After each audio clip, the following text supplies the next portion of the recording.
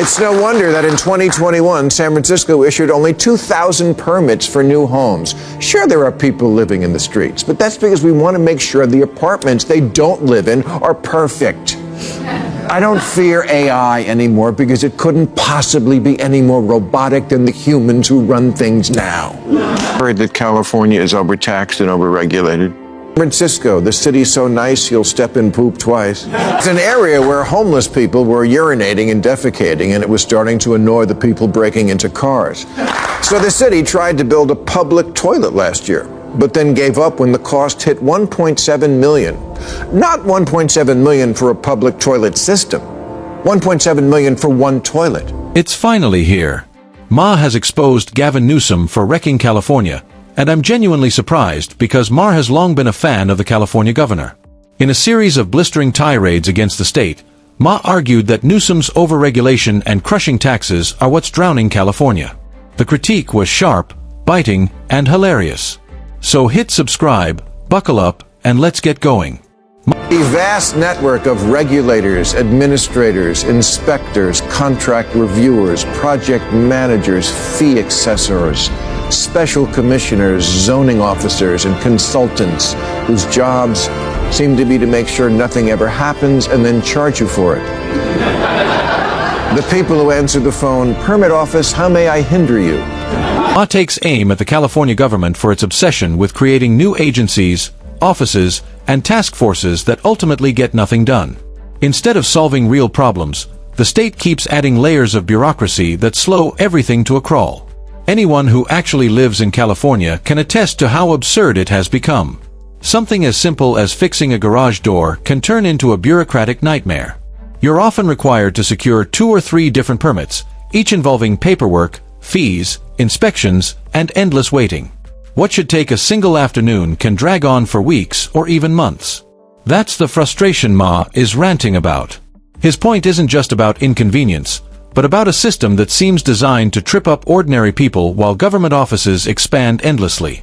The irony, as Maher highlights, is that the more agencies California creates, the less efficient it becomes, leaving residents stuck navigating red tape instead of getting things. It feels like San Francisco is actually proud of being impossible. Asked about the toilet, a spokesman for the Department of Public Works said, "We are a city of public input." Okay, but I'm stepping in public output.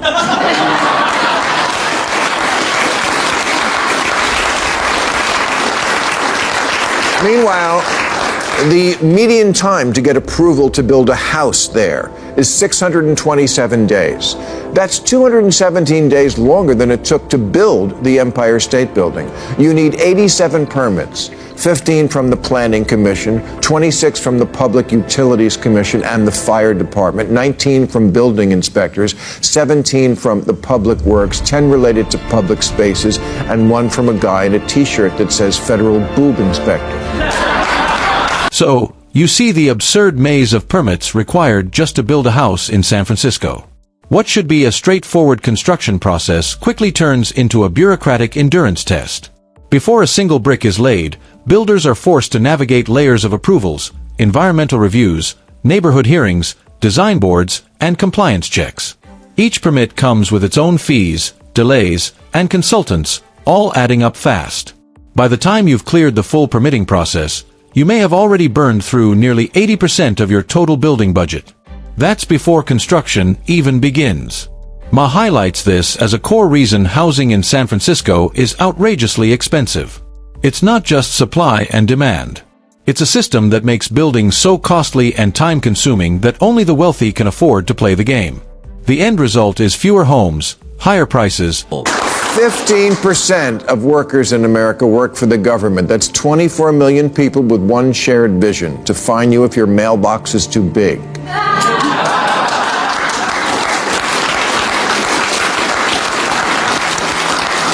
They say a conservative is a liberal who just got mugged, but it could also be a liberal who just got cock-blocked trying to remodel a porch.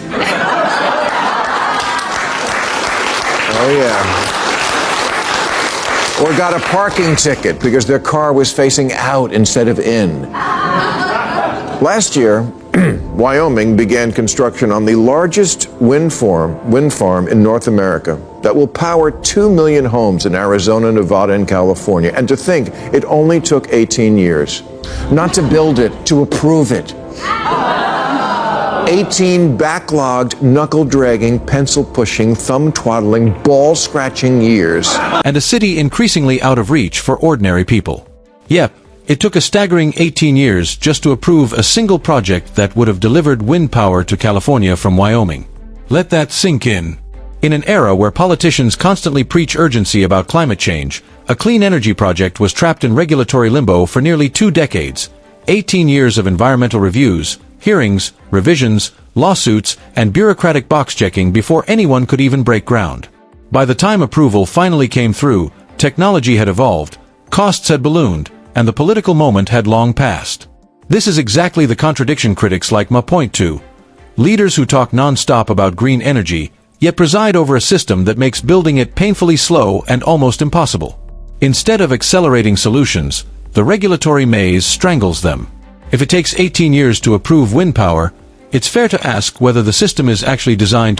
There's an area where homeless people were urinating and defecating, and it was starting to annoy the people breaking into cars. So the city tried to build a public toilet last year, but then gave up when the cost hit $1.7 million. Not $1.7 million for a public toilet system, $1.7 million for one toilet. And this wasn't some magic toilet that catches your phone when you drop it. So then a private company took pity on San Francisco and offered to build them their toilet for free. But after, quote, project management, construction management, architecture and engineering fees, permits, civic design review, surveys, contract preparation, and cost estimation, the free toilet was still going to cost almost $1 million. To solve problems or just to stall them indefinitely. Maher continues his takedown of Newsom by pointing to the infamous public toilet debacle that unfolded in San Francisco under Newsom's watch. What was supposed to be a simple, practical solution for the city's growing sanitation problem turned into a textbook example of bureaucratic dysfunction. The project racked up nearly $1 million in consulting fees, planning costs, and administrative expenses alone. Architects were hired, committees were formed, and endless reviews were conducted. After all that spending, Maher asks the most damning question of all: was the toilet ever built? The answer is no. Not a single usable facility to show for it. Maher uses the story to illustrate how progressive governance often burns cash on process rather than results. It's not just wasteful, he argues it's embarrassing. Semaphore estimates that if the red tape could be cut in everything that's currently stuck in the renewable queue, the United States would be 80% zero carbon in 7 years. The enemy to clean air isn't just big oil, it's big permitting. It's not that America isn't able to get anything done, it's that we're not allowed to. Of course there should be consideration of the environment on everything we build, but as so often happens on the left, they seem to have no ability to recognize when they've taken a concept way too far and are in fact hurting their own cause. A city can spend a fortune discussing a toilet, yet fail to deliver one. There's bureaucracy in all states, whether blue or red. But blue states like California seem to take it way too far. Take California's treatment of the oil industry, for example. The state has repeatedly piled on new regulations, taxes, and oversight measures that make doing business incredibly costly and uncertain. Governor Newsom even pushed for a windfall profits tax on oil companies to redistribute record industry earnings back to Californians, on top of already high compliance costs and fees. According to federal data, California drivers already pay some of the highest gasoline prices in the nation, in part because of strict environmental programs and taxes that can add nearly $1 per gallon. Major refiners like Phillips 66 and Valero have announced closures or considered selling California refineries, citing the regulatory burden. America's become Gulliver, the giant that got tied down with 1,000 tiny ropes by Lilliputians, the horde of little people who do big damage. Build back better? Sounds good. So does shovel-ready jobs. Yeah, exactly.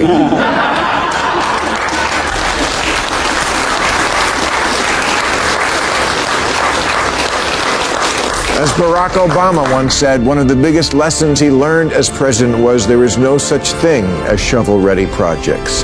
Environmental impact statements used to be a few pages long.